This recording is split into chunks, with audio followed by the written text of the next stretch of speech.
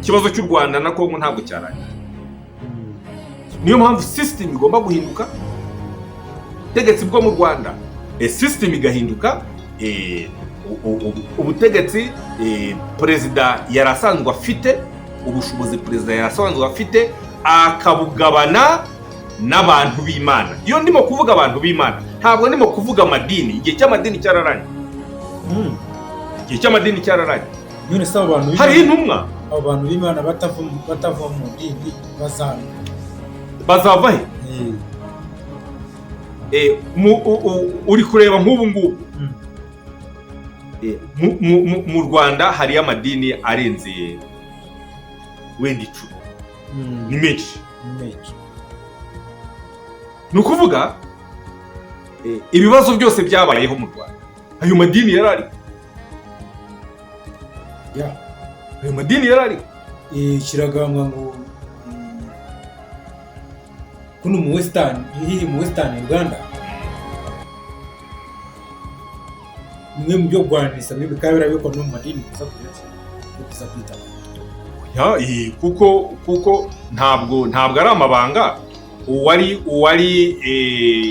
uwari bishop wa Kabale Diocese mu Uganda, Bishop Harerimana, yari inkotanyi. Niwe waherezaga ibirwanisho inkotanyi bakarwana n'u Rwanda. Byageze naho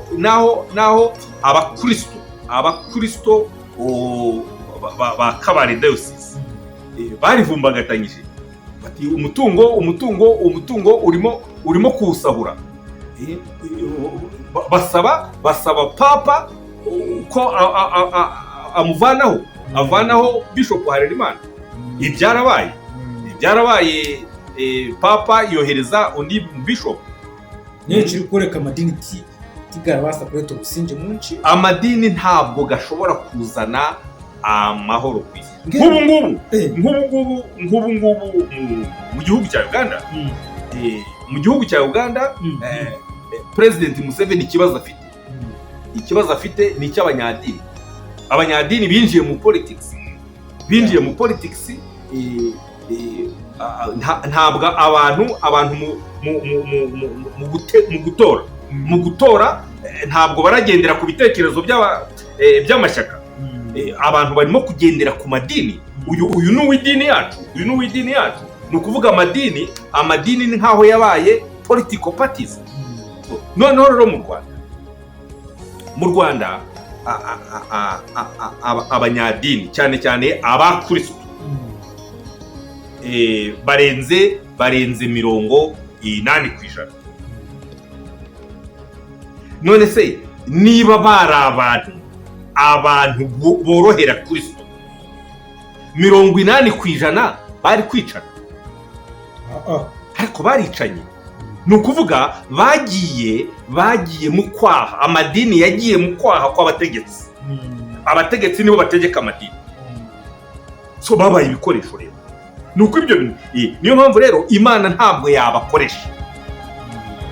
Ni ukuvuga rero izo ntebe, iyi ntebe niza abahereza bitambo, abazaba bihireyo guhereza ibitambo kugira ngo igihugu kigire amahoro, abaturage bagira amahoro n'ubumwe. Abo ni abazaba bavuga bati twebwe twatumwe n'Imana. Abo bantu rero bazavuga ngo twatumwe n'Imana, abo bantu niba bari mu madini it's okay. Amadini azabashyigikira. So icyangombwa nuko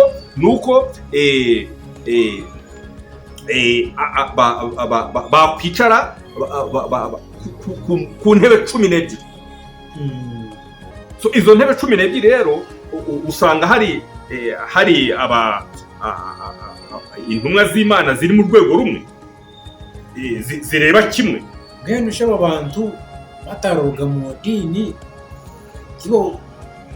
tiyo basindika. Ntabwo ndimo kuvuga ko batava mu dini. ahubwo ndavuga ko bo baba intumwa z'idini, bashobora kuba intumwa z'idini. Ngenushi noha uraba undi hamugati akikiriza undi jo kwenaga mu mwiye uko abo bantu nyine yabarasa kwije barya bamaze kunka abanyadini bagire ki bagwanise bakanise so ngeno barya abanyadini batabikirize kuzamu ikiriza kugira ngo bakwatanise nabo bajyamunywa baryaheka bata muri government kugira ngo ubusinge base kurebeka muri za government no kwihezo government ziri kureta ubusinge biri mu mahanga. Uri kureba turi mu minsi yayo. Ufite ikibazo cy'uko abanyadini bashobora kwanga gutuma bariya barebana bavugana n'Imana. Icyo kirashoboka. Kandi ufite ikibazo uti na shitani ishobora gutuma abantu nabo, icyo nacyo kirashoboka. Ariko muri iyi minsi ya nyuma reka nguhumurize. Muri iyi minsi ya nyuma shitani uwo tugomba gutinya ni umuntu wese uhakana ingufu z'umwuka. Kandi bariho abantu bahakana ko imyuka itabaho, abantu bahakana ko udashobora kuvugana n'Imana. Ngendo kurizo kumanyisa Kim Jong Un ndamanyisa abakomunisi China n'abachina abakomunisi. Ngendo komuniste rizoba no mahanga gitu kuzirimo ubwo kuba izo komuniste yanga nyine munonga nyine abo komunisi ubu ntabwo ikivuga kuko yatsinze. Ahubwo noneho hariho ideology, ingengabitekerezo yayo ni dialectical materialism. Dialectical materialism ni ukuvuga ngo abantu murasengera iki? Gusenga nta kamaro, muve mu byo gusenga, murata igihe, muze dukore muvane amaboko mu mpuzu, mwebwe mukore icyanyu, mukore mushobore kwibeshaho, nta zindi ngufu zindi zibaho udakoze. Urabyumva ngo nta zindi ngufu zibaho udakoze. Iyo niyo dialectical materialism. Ntabwo communism y'ubwayo byararangiye, nta ideology ya communism ntabwo ikiriho. Icyo abantu tugomba kugira ubwoba nicyo ngicyo, babandi bakunda Imana bashakisha Imana, kugeraho abantu bavuga ngo nta ngufu zitarebeka zibaho. Ingufu zose ziri mu muntu, Satani nawe yegejeje umuntu. Noneho kuko turi mu minsi ya aho ingufu zitari kurebeka ubu ziri gukora, zitari kurebeka ziri gukora, izo nizo zirimo kurwana iyi ntambara iyo muri Kongo. Izitari kurebeka nizo zirimo kurwana. Ikunka ukurujuhu turi ku mubazi ububazi bwo rutaro bwako kugira ngo kuboneke letinga ikintu kuri munonga ako okurugenyema twagamba twayitura mwene siyona turi kurondoza uko businge bwo n'umuntu wo leto businge buri Kongo konka twashanga businge bwo mu Kongo umuhanda wo kuja buboneke ucari so konka watuhereza amasukura cyangwa omubanti 12 abarayije bo baraleto businge bwo konka kizibu twashaka abantu 12 kugira ngo baze kurebeka twashanga hari ikindi kizibu kandi kiraze kuretwa umudini kubazibiza. Icyangombwa nuko rubanda rugufi urwababaye rugomba kumva ngo hariho abantu bagomba gusengera igihugu. Abo bantu ko bagomba gusengera igihugu, kandi abo bantu bakicara mu ngoro y'Imana.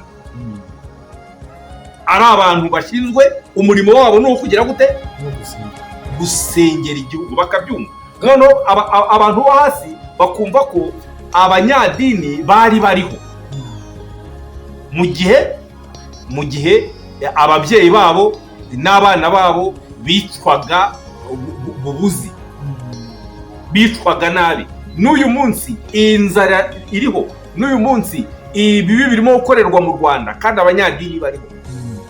Noneho rubanda rugufi rukumva ngo kuko rubanda rugufi rwose rwemera ko hari abantu bavugana n'Imana.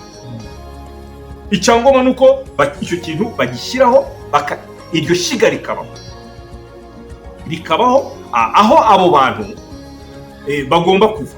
Abanyadini tuvuge wenda nk'idini y'abaporoso, idini tiyo kwatanyisa na leta kubita oya ntabwo byashoboka, kuko idini n'ubusanzwe nta ngufu igira. Idini isigaye iri mu kwaha kwande kwa leta, nta ngufu igira. Kandi twebwe turashaka kugira ngo haboneke izindi ngufu ziri hejuru ya leta. Ngende kuzo kumanyisa abantu 12 apa turabaga ari Rwanda ko abantu 12 kibotunga connection niriya opposition iri twarebere ishemerere ku twara umujurana zgo kuko no kwihaho ugiye kibubi bakwatanisa hamwe bakijana bakabasa uko leta umusingi wo kwihaho buri gutiye kibubi. Ikibazo ntabwo cyumvise neza. Ndi kugira ndi abantu 12 abo abahagarariye Imana, abahereza bitabo, abari kushabiri hanga kuja mu bitu imo musi yego tiwo kwatanisa nari opposition yo hanze. Yes, ahubwo opposition yo hanze iyo niyo ifite ubwo bushobozi, kuko ubu niyo irimo kujya kuganira na Trump. Nirimo kuganira Trump nayo iraganira ishobora kuganira na Kisekedi.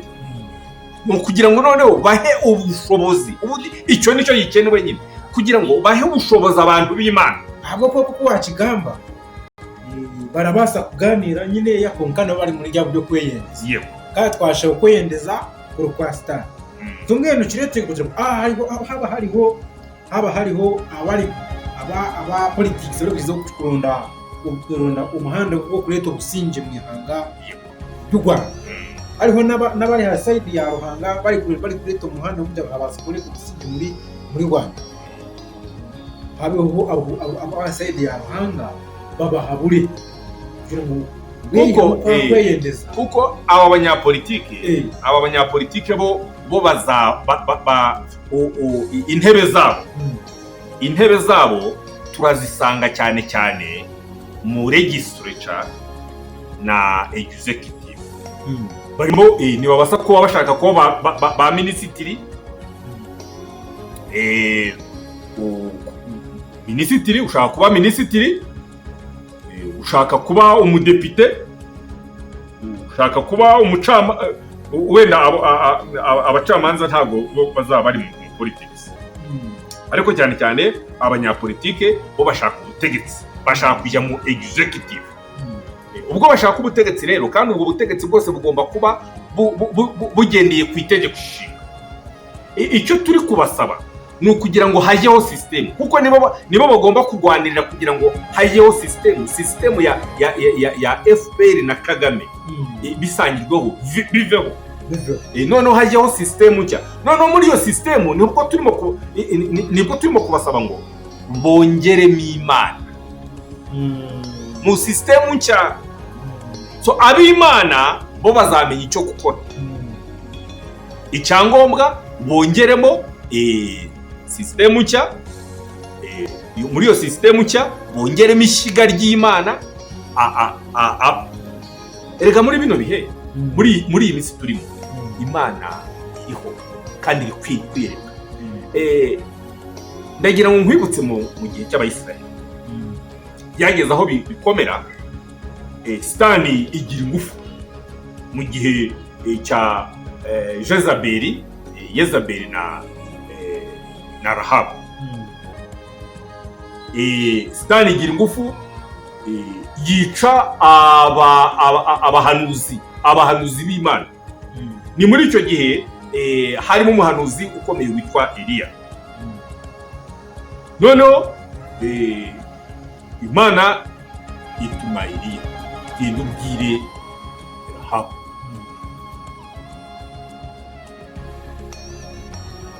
Ndi Imana ya Isirayeli. Nawe noneho arebe abandi, ahamagazeho abandi bahanuzi, abo yimitse, muhereze ibitambo.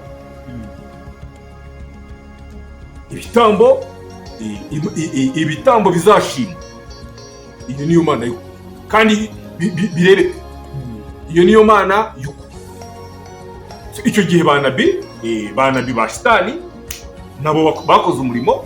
Nabi w'Imana yari Eliya nawe akora umurimo, ariko icyavuyemo uwatanze igitambo kigashimwa ni nabi w'Imana. Abandi banabi ba shitani barasenga byanga gukora. None rero icyo turasaba nuko twebwe tuvuga turimo kuvugira Imana. Imana nizatwihana. Icyangombwa Imana bayihereze intebe yayo, bayihereze ubushobozi bwayo.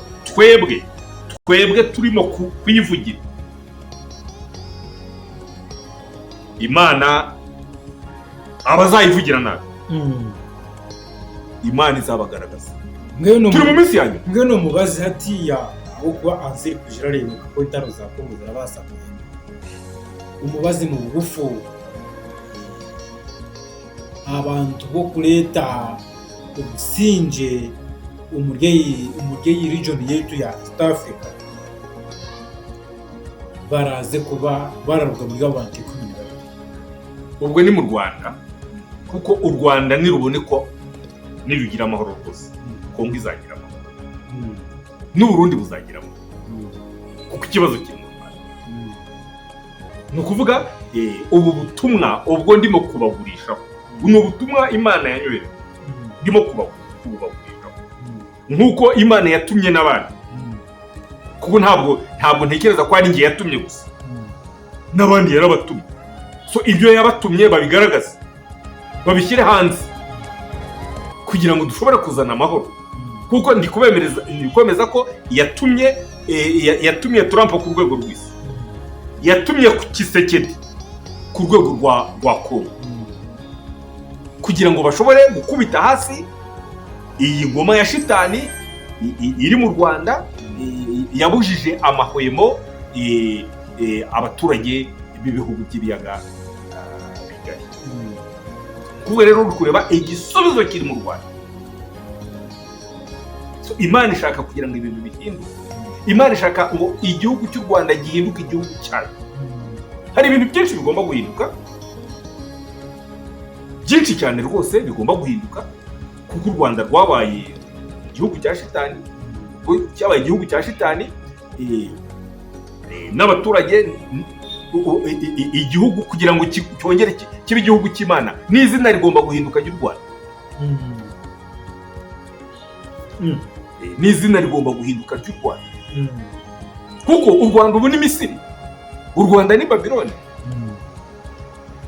Ni ukuvuga rero nk'uko Imana yahaye irindi zina Yakobo, n'u Rwanda rugomba kugira irindi zina, izina ry'Imana, izina ry'Imana. Ni ukuvuga abantu bashaka ko ibintu bihinduka, bo badahindutse. Oya, hari nabo ubwabo bagomba guhinduka. Niyo mpamvu dukeneye abantu bashobora guhereza ibitambo, abahereza bitambo, abo nibo bagomba kujya imbere. Abanyapolitike rero rwose buri muntu agire uruhare rwe, buri muntu agire uruhare rwo kurebeka ngo yatanga umuganda mu kuzana amahoro mu karere k'ibiyaga bigari, atanga umuganda we, kuko Imana twese ntabwo yaduhaye ibiconco bisa, talenti zisa, buri muntu Imana yamuhaye talenti, twese twivumburemo za talenti izo dufite, noneho buri muntu atanga umuganda kugira ngo amahoro, ubumwe, umunezero, urukundo bishobore kugaruka mu baturage batuye ibi bihugu by'ibiyaga bigari, cyane cyane igihugu cy'u Rwanda aricyo cyazanye agatabanguko muri aka karere. Nuko rero akoze cyane.